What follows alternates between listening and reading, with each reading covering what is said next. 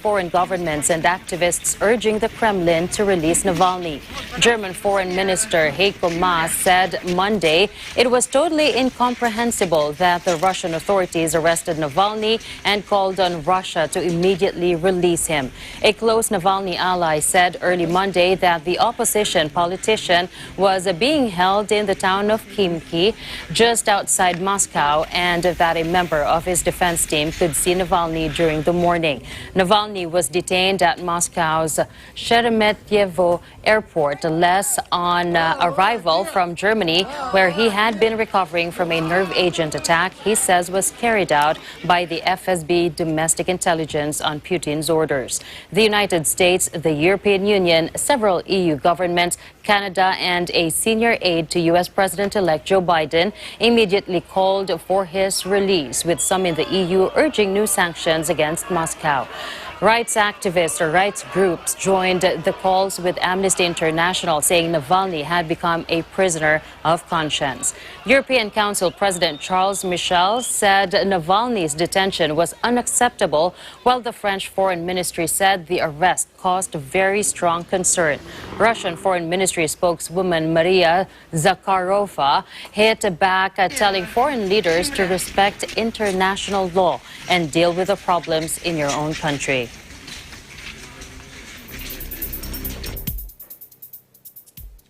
From Russia to the U.S., President-elect Joe Biden's top advisors outlined his plans to tackle the nation's multiple crises while balancing the impeachment trial of Donald Trump as a historic inauguration week opens in the U.S. Now, Washington was under the watch of thousands of National Guard troops and ringed with security barriers ahead of Biden's swearing in Wednesday in a nation still rattled by the January 6th attack on the Capitol. Pro-Trump protests planned at state capitals nationwide got off to a quiet start with only small groups of armed demonstrators gathering in states including Ohio, Texas, Oregon, and Michigan. As the president-elect prepares to take power in a city where only 2 weeks earlier, Trump supporters launched a violent attempt to overturn the election, President-elect Joe Biden faces overlapping crises, not only the pandemic, but a struggling economy, climate change, and racial tensions. Biden wants the Congress also to act quickly on a massive $1.9 trillion stimulus package to revive the economy, and he plans a blitz to accelerate America's stumbling COVID vaccine rollout. A growing chorus of top economists agree that the moment of crisis, in this moment of crisis, with interest rates at historic lows, we cannot afford inaction. I don't think any president has ever had a combination of so many different things and tragedies that were occurring all at one time. He's giving this address, about 2 weeks after this insurrection that happened at the Capitol building. And ironically, the place, the west front of the Capitol building, where he gives the address on Wednesday, was just a few weeks ago. Rioters had broken into that same exact location. So I think that imagery is going to be very interesting during the speech. Peace. God, right? Since Trump supporters stormed the Capitol on January 6, security officials are preparing for anything that could threaten Biden and his supporters. In the run-up to the inauguration, most traffic has been barred from Washington's vast downtown for 2 days. Main bridges into the city will also be closed.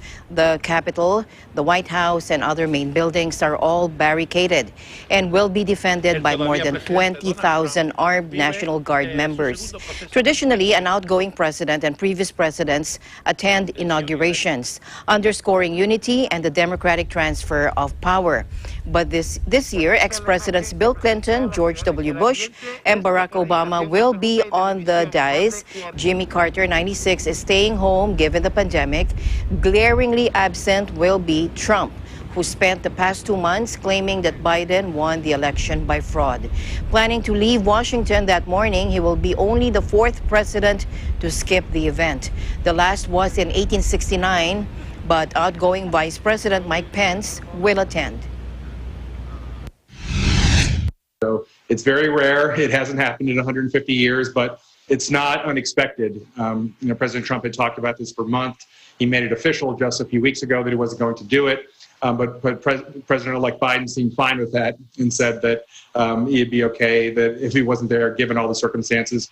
Vice President Pence will be in attendance, and I think that that's positive to show the peaceful transfer of power from one administration to another, and is not there. Just as the speech begins, President Trump will be flying to Mar-a-Lago in his residence in Florida and won't be there. Normally, during the State of the Union address, the incoming president thanks the outgoing one for their service to the nation and maybe says some kind words about them in the hard-fought election. That's going to be more difficult to do since Trump is not there. But Vice President Pence will have to serve as a substitute for that. It will be, the most secure event in a long time. But unfortunately, in order to make that happen, there's not going to be the in-person audience the size that we're normally accustomed to. Normally, the inauguration committee hands out hundreds of thousands of tickets. This year, they just limited it to 2 per someone in Congress, and so you'll have only a few thousand people that will actually physically be there for the address.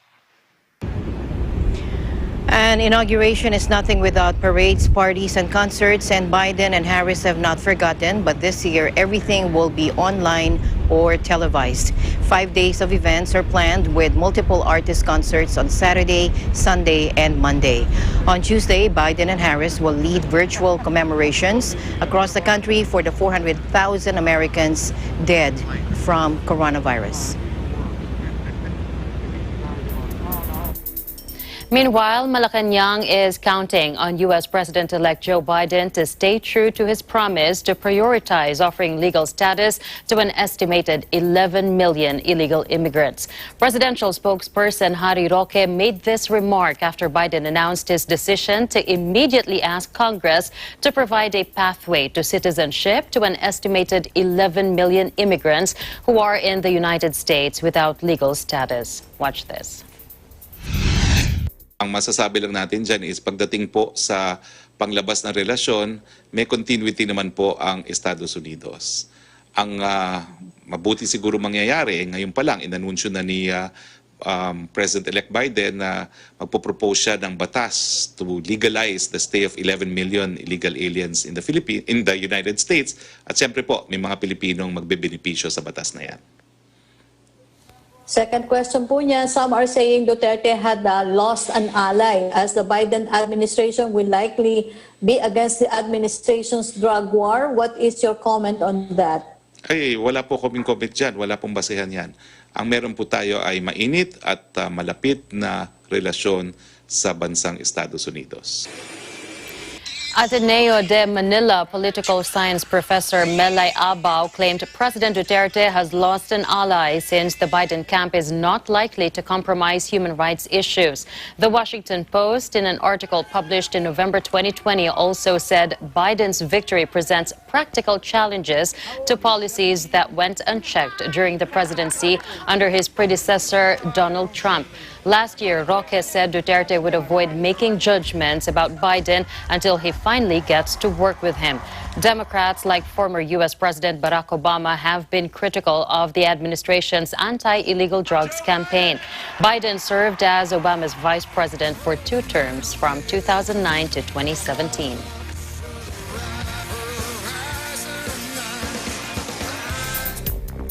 Meanwhile, Guatemalan police fired tear gas to disperse thousands of Honduran migrants trying to reach the United States on foot, with soldiers beating back a group trying to push through barricades. Take a look. In the name of curbing the spread of the coronavirus, security forces are under strict orders not to let anyone through, saying they are desperate to escape poverty, unemployment, gang and drug violence, and the aftermath of 2 devastating hurricanes. The migrants set out from Honduras last week, aiming to cross Guatemala and Mexico and reach the United States, an arduous journey of thousands of kilometers. Guatemala Migration Head Guillermo Diaz insisted the group will not be able to pass and urged the migrants to turn back. Anyone wishing to enter Guatemala would need legal travel documents and a negative COVID-19 test, he said in a video, and claimed to have intelligence information suggesting that members of organized crime gangs had infiltrated the migrant group. A first group of men, women, and children, many wearing masks, due to the pandemic pushed their way Friday past police on the border at El Florido. A police official said the initial group were allowed into Guatemala because there were many families with children. They said officers feared tear gas could cause casualties.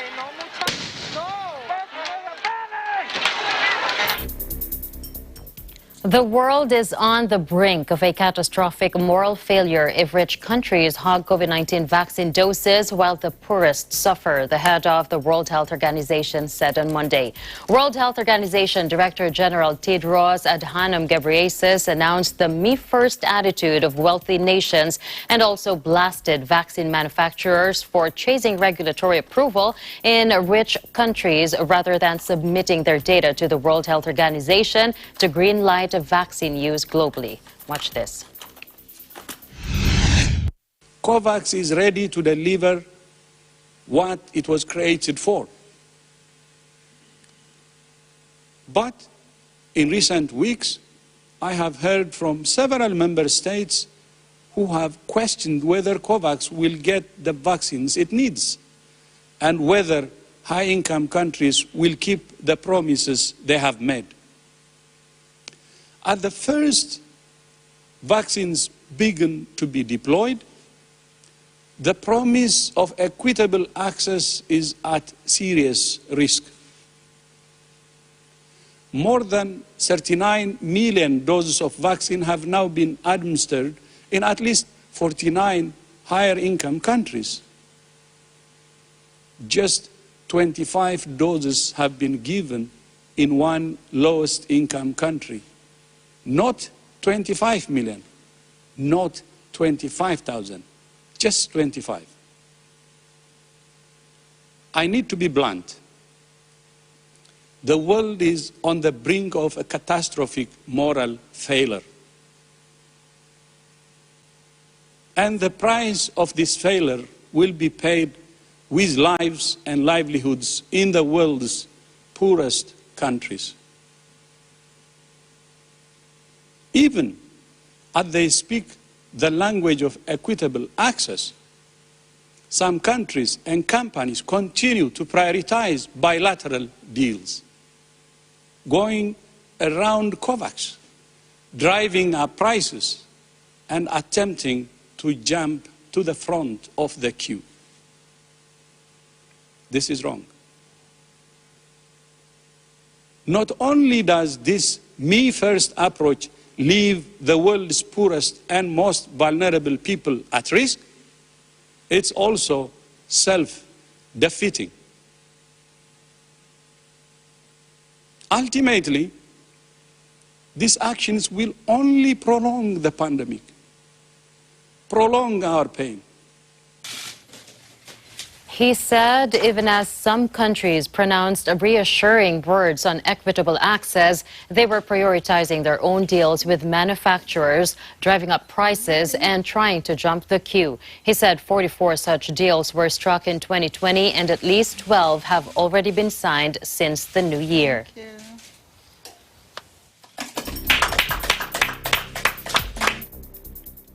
The United Kingdom extended its coronavirus vaccination campaign to people over the age of 70. Joining us live is Jennifer Ringwood from our EBC UK Bureau. Hello, Jennifer. Hello, Alma. Hi, good to see you back. Thank you. It's good to be back. So this is my update from the United Kingdom. On Monday, Britain has extended its coronavirus vaccination to people over the age of 70.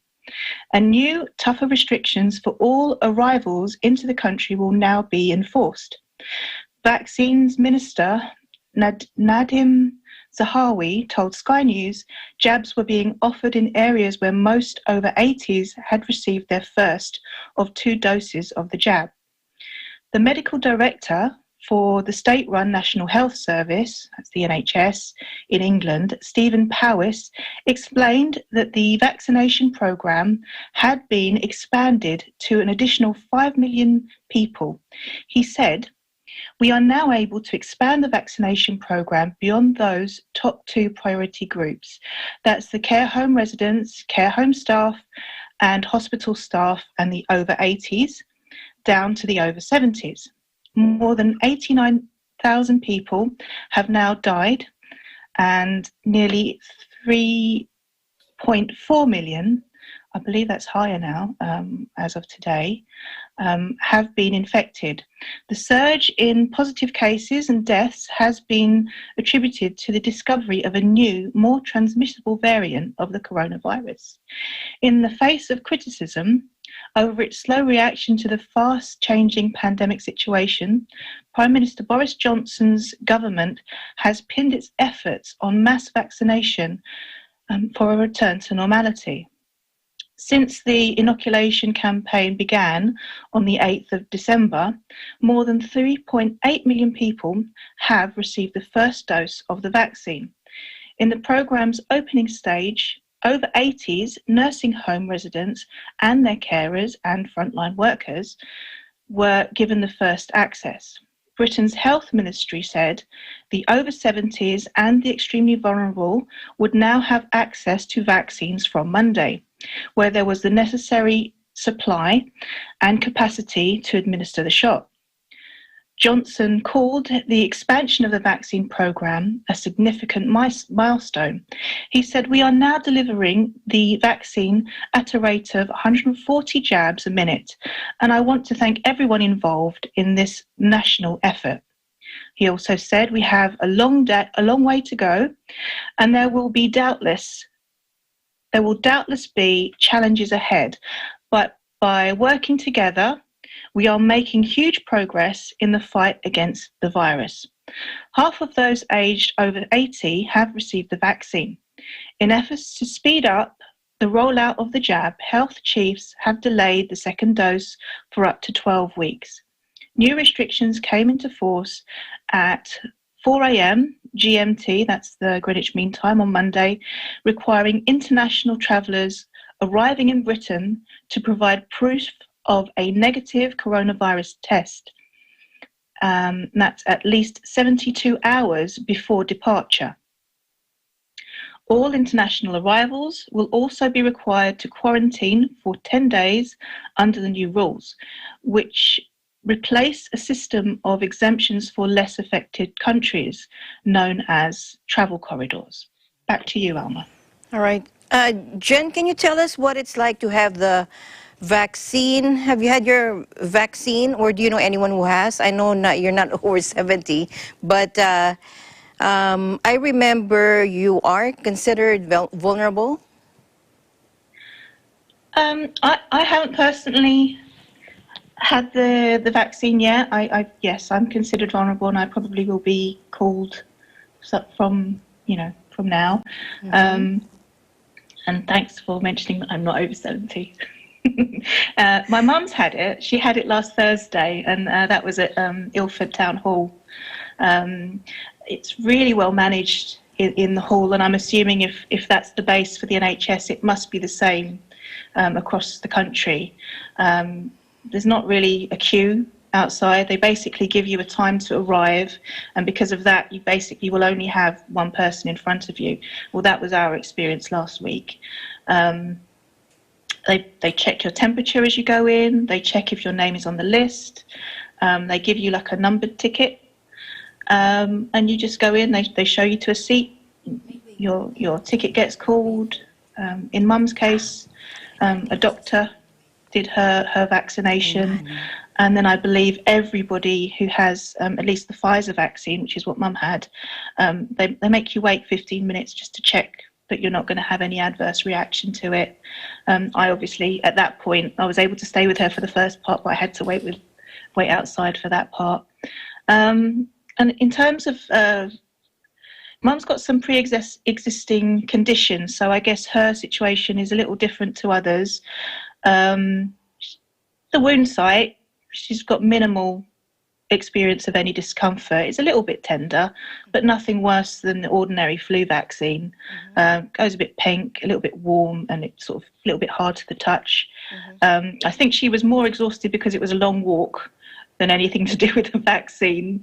I think today it's like day 4, and she's pretty much back to normal. So the first injection, it's fine. I mean, they do give you a card with the batch number, So I don't have that with me. I thought I would have it next to me, but I didn't. I was going to show it to you. Yeah, she's back to normal. She feels fine. She's looking forward to the second one. From what I heard on the news today, I believe after the second week after the first jab, you're already receiving some protection from that. CJ and I were just talking here. She's asking if you have a waiver. Do you sign a waiver if you don't want to get vaccinated? Can you do that?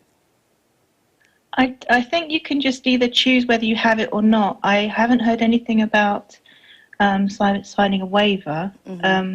It is a personal choice. You can refuse it. There's nothing to say that you don't. But if you refuse it, then that's up to you. Obviously, you are putting yourself and others at risk if you don't have it. It's just logic to have this. There's minimal side effects for the majority of people that have it, and they really won't call you, at least here in the UK, they're not going to call you to have the vaccine if they think you're going to react to it.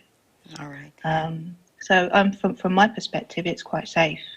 And as soon as I get permission to have one of these, at the moment they're only distributing 2. As soon as I get called, I'm going to have mine done. All right. Thank you very much, Jennifer, for your updates there in the United Kingdom. And I'm sure we'll be following up on this developing story around the world. Thank you very much. Take care. Thank you, Elma. From the United Kingdom Bureau of Eagle Broadcasting, I'm Jennifer Ringwood, and we live in interesting times. Thank you. Thank you. In Japan this time, where the Prime Minister Yoshihide Suga pledged to tackle surging coronavirus cases and restore normal life as soon as possible. Also, Tokyo Olympics organizers said Monday they will slash the number of athletes at the opening and closing ceremonies of this year's coronavirus-delayed games. We have Dennis Liu for all those news. Dennis. Yes, CJ, Japan's Prime Minister Yoshihide Suga pledged to tackle surging coronavirus cases and restore normal life as soon as possible. Meanwhile, polls are also showing plunging support for his government. Suga, who was speaking at the opening of a new parliament session, has only been in office since September, but has seen approval ratings nosedive over his government's handling of a third wave of infections. The Greater Tokyo region and several other parts of Japan are under a virus state of emergency set to last until February 7th. But the government has been accused of waiting too long to impose the measure and sending mixed messaging on the situation. A weekend survey by the Yomiuri Shimbun newspaper showed approval for Suga's cabinet sacked 6 percentage points from December to 39% against a disapproval rate of 49%. The latest readings compare with a 74% approval rating for his government in the same survey when he took office in September.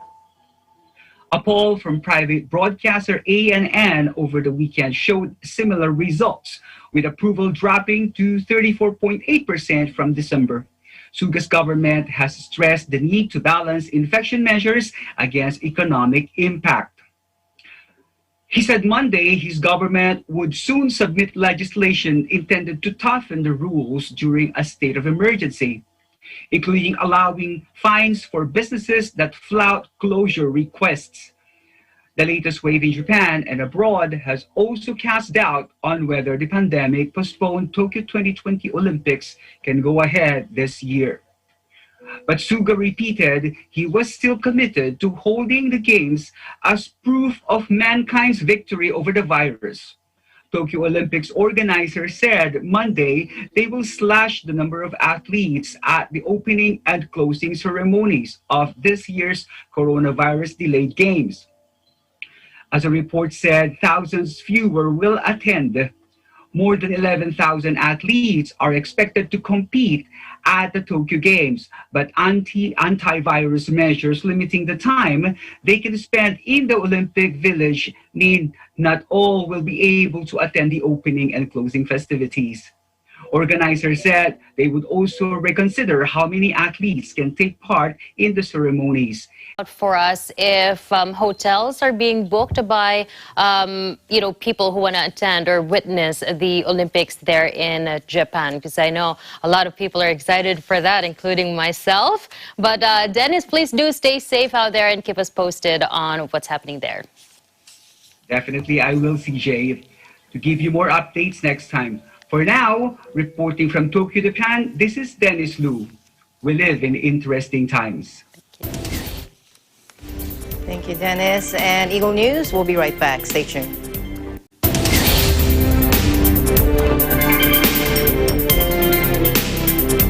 This portion is brought to you by Canriv Corporation, your ventilation and air conditioning specialist.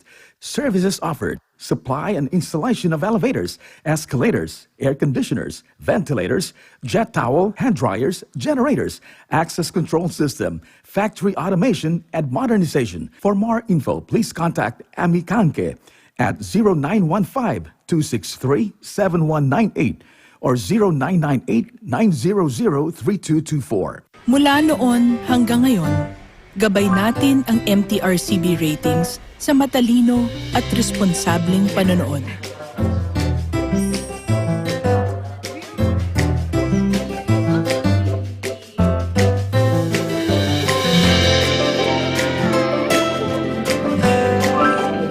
Sa tamang pagsunod sa MTRCB ratings, ginagawa nating ligtas at makabuluhan ang panonood ng bawat miyembro ng pamilyang Pilipino. Lumipas man ang panahon, hanggang may pamilyang Pilipino, andyan ang MTRCB.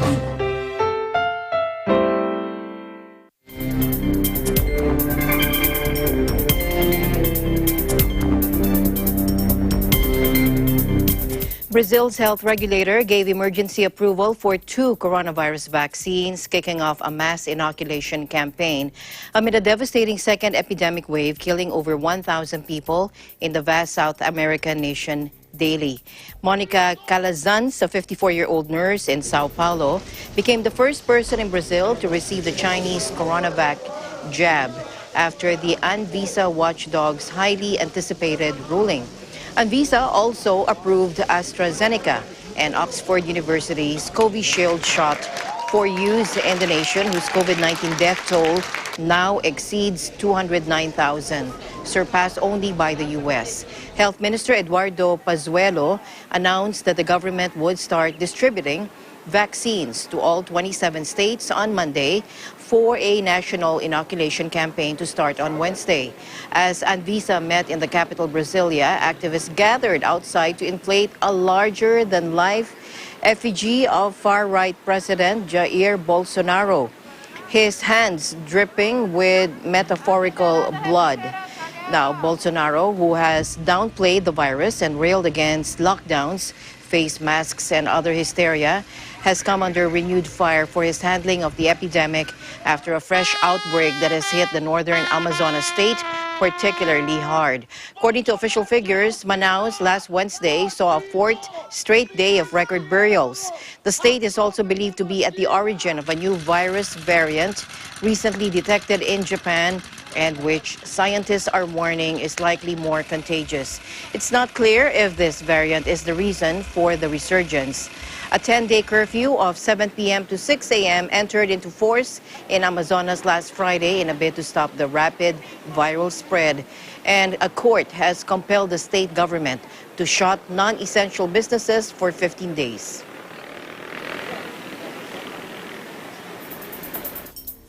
Back here in the Philippines, Malacanang on Monday vowed to reveal the price of coronavirus or COVID-19 vaccines developed by China's Sinovac Biotech Limited once the national government's deal with the Chinese vaccine supplier is finalized. Presidential spokesperson Harry Roque made this assurance, insisting that the Sinovac has accorded the best price to the Philippines, as it did with fellow Southeast Asian country Indonesia.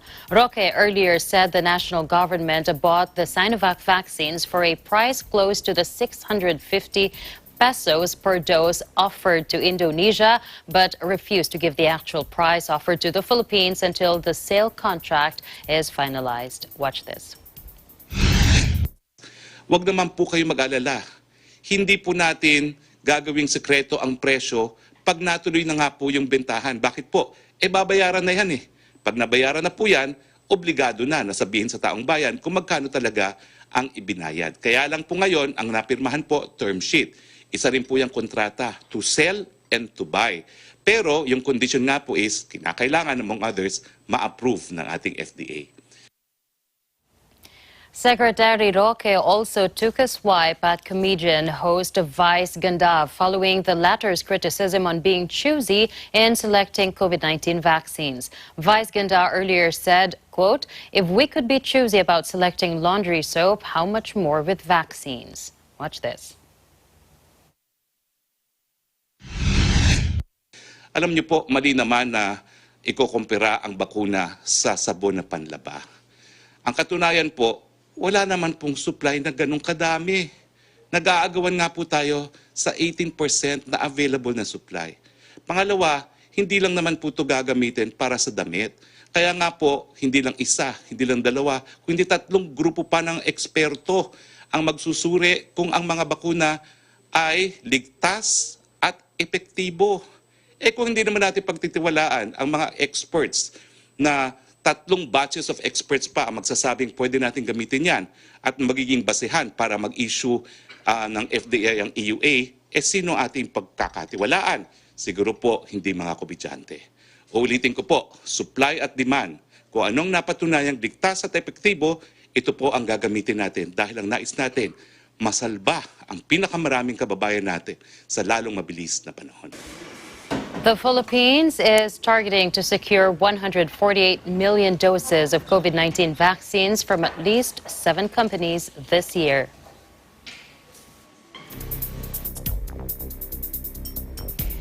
In another coronavirus situation, Australia's international borders are unlikely to open to travelers this year despite the rollout of coronavirus vaccines, according to a top health official. Health Department Secretary Brendan Murphy, a key advisor in Australia's virus response, said that free-flowing travel to and from the country was not expected to resume in 2021. Australia's border has been largely closed to overseas visitors since March last year to stem the spread of COVID-19, with a limited number of citizens and their families allowed to return each week. Tens of thousands of Australians remain stranded overseas as a result, while returning travelers must pay about 3,000 Australian dollars to quarantine inside a hotel room for 2 weeks. The country has secured access to both the Pfizer and Oxford AstraZeneca vaccines, with the rollout scheduled to begin in late February, but still awaiting approval from medical regulators.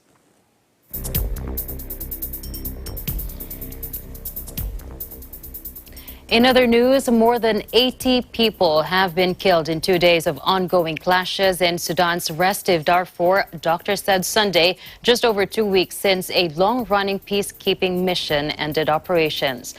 The violence is the most significant fighting reported since the signing of a peace agreement in October, which observers hoped would end years of war that has left the vast western region awash with weapons. The fighting reportedly pitted Arab against non-Arab tribes in West Darfur's capital, El Janina, and is thought to have started as a local dispute before escalating into broader disputes between militias. Sudanese authorities have imposed a statewide curfew in West Darfur, while the Khartoum government dispatched a high-profile delegation to help contain the situation. Citing the doctors' union, the state-run Suna news agency said casualties were likely to increase as fighting continues. Sudan is undergoing a rocky political transitional after Bashir's April 2019 ouster. Bashir, who is currently in custody in Khartoum, is wanted by the International Criminal Court for alleged genocide and war crimes in Darfur perpetrated more than a decade ago. The transitional government, a power-sharing arrangement comprised of generals and civilian figures, signed an October peace agreement with rebel groups in Sudan's main conflict zones, including Darfur. But two groups refused to join the recent peace deal, including the Sudan Liberation Movement, or SLM faction, led by Abdelwahid Noor, which is believed to maintain considerable support in Darfur. At least 12 gold miners trapped hundreds of meters underground in China for more than a week have sent up a note warning that they are injured, surrounded by water, and urgently need medicine. 22 workers were trapped more than 600 meters from the mine's entrance after a blast 8 days ago near Qisha City in eastern Shandong province. After days without any signs of life, rescuers heard knocking sounds on Sunday afternoon as they drilled through the mine shaft. A note was sent up on a line from the depths below saying that at least a dozen of the miners are still alive, but that they urgently needed help as their health deteriorates. The condition of the other 10 workers is unknown. 4 people were injured, according to the note, which was crumpled, water-stained, and scrawled in pencil on pages ripped out of a notebook. The explosion badly damaged the communication system and exit ladder from the mine, which is owned by the Shandong Wukailong Investment Company Limited. 2 officials have already been sacked over the accident, while provincial authorities have opened an investigation into the cause of the explosion.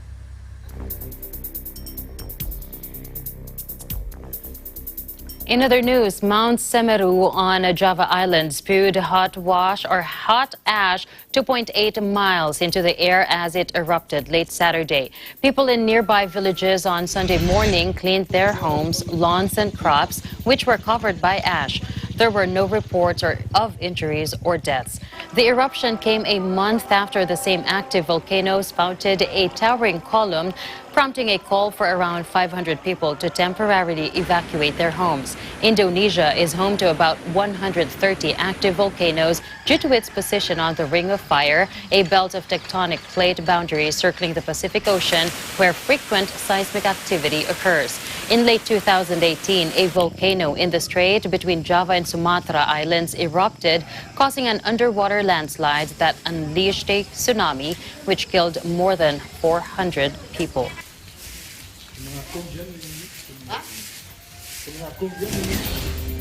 We have more updates for you. Please don't go away.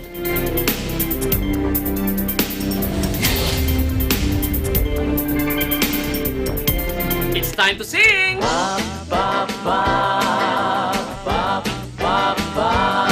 It's time to eat!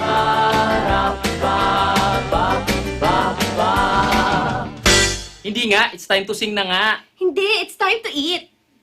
Kantahan nga ito kantahan to. Kainan to! O sige, ganito na lang. Para magkasundo tayo. It's singing time! It's singing time! Mula Lunes hanggang Biyernes, alas 8 hanggang alas 9 ng gabi. Dito lang sa Net 25.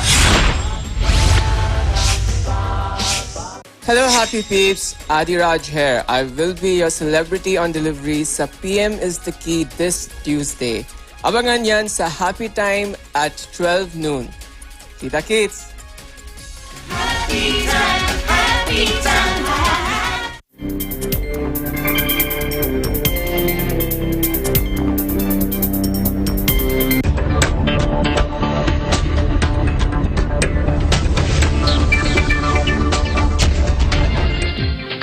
Welcome back. The de facto chief of South Korea's Samsung business empire was convicted on Monday over a huge corruption scandal and jailed for 2.5 years in a ruling that deprives the tech giant of its top decision maker. Lee Jaeyoung, vice chairman of Samsung Electronics, the world's biggest smartphone and memory chip maker, was found guilty of bribery and embezzlement in connection with a scandal that brought down President Park Geun-hye. Lee actively provided bribes and implicitly asked the president to use her power to help his smooth succession at the head of the sprawling conglomerate, the Seoul District or the Seoul Central District Court said in its verdict. The multi-billionaire Lee, who had earlier walked into court grim-faced and wearing a face mask without responding to reporters' shouted questions, was immediately taken into custody. He has effectively been at the head of the entire Samsung group for several years after his father was left bedridden by a heart attack, finally dying in October. Samsung is by far the biggest of the family-controlled conglomerates or chaebols that dominate business in the world's 12th largest economy. Meanwhile, China's GDP grew at the slowest pace in more than 4 decades in 2020, official data showed Monday, but it was still expected to be the only major economy to grow at all after a strong rebound from the coronavirus crisis.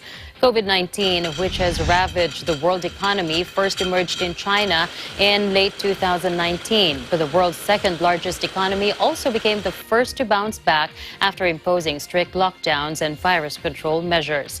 The National Bureau of Statistics said last year was a grave and complex environment both at home and abroad, with the pandemic having a huge impact. The 2.3% expansion in 2020 was a marked slowdown from 2019's revised growth of 6.0%, itself already the lowest in decades, with the country hit by weak domestic demand and trade tensions.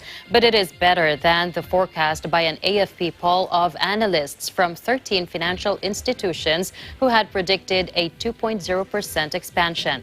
In the last 3 months of 2020, China's economic rebound continued with a better than expected 6.5% growth on year, a sustained improvement since the second quarter. This brings it back to a pre-pandemic trajectory, although full year 2020 growth is still its worst performance since a 1.6 contraction in 1976, the year Chairman Mao Zedong died.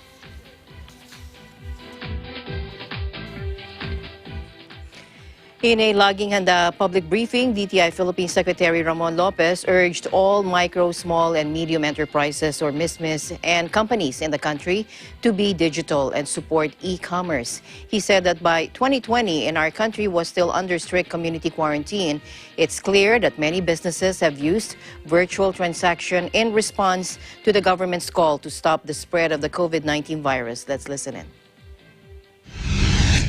Yung sabi nga nila, hindi naman maging mahirap, maging better yung 2021. Kasi nga, masama talaga yung nangyari noong 2020. The height of mga lockdowns natin, halos walang economic activity. Sabi natin, less than half lang ang inallow for certain months nung umpisa ng lockdown.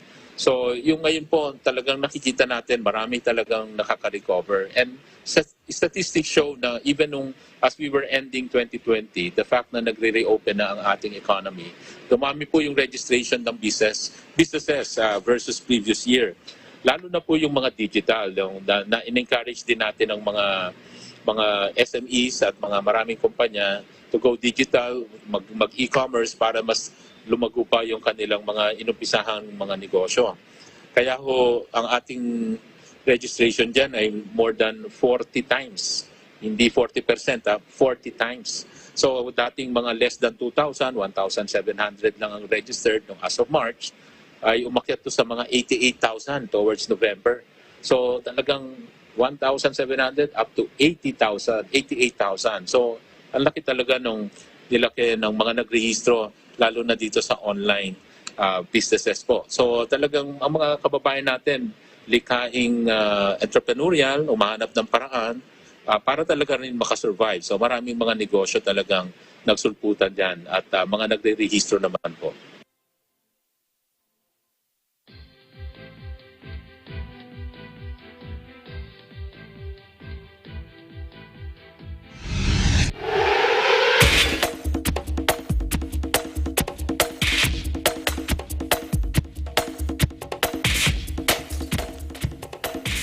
Lori Markkanen scored a team-high 29 points and grabbed 10 rebounds as the Chicago Bulls overcame a historic triple-double from Luka Doncic to beat the Dallas Mavericks 117-101 on Sunday. Garrett Temple scored 17 of his 21 points in the first half as the Bulls snapped a 4-game losing streak. The Bulls shot 50% in the first half and led by 19 points at one stage en route to a 67-52 lead heading into the third quarter. Slovenian sensation Doncic finished with 36 points, 16 rebounds, and 15 assists to record his 29th career triple-double to pass Michael Jordan and move into 15th spot on all-time list. A frustrated Doncic said the blame for the loss rested squarely on his shoulders because he played selfishly. He shot 11 of 18 from the floor in the first half. He finished with 6 three-pointers. He became only the 4th player in NBA history to record at least 35 points, 15 rebounds, and 15 assists in a game, and the youngest to do so. Oscar Robertson did it 5 times.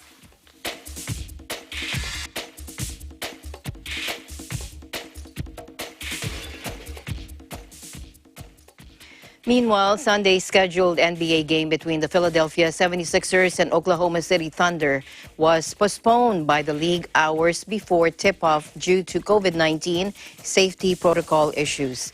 The visiting Sixers did not have the minimum 8 players available for the game due to the ongoing COVID-19 contact tracing within the club.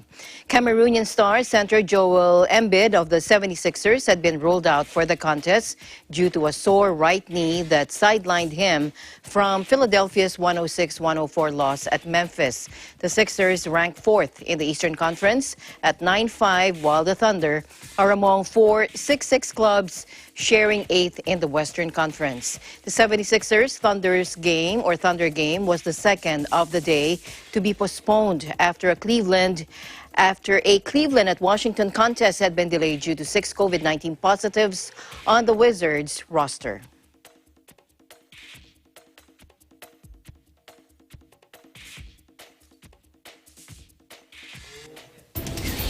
You really have to be extra careful. True. Even in a bubble, they're getting infected. Well, we wish them all the best, and may they recover fast, because we all miss sports. That's That's it for tonight's broadcast. Thank you so much for joining us. I am CJ Hero. Please join us again tomorrow. And at the end of the day, there remains so much more to be grateful for. I'm Alma Angeles, and we live in interesting times.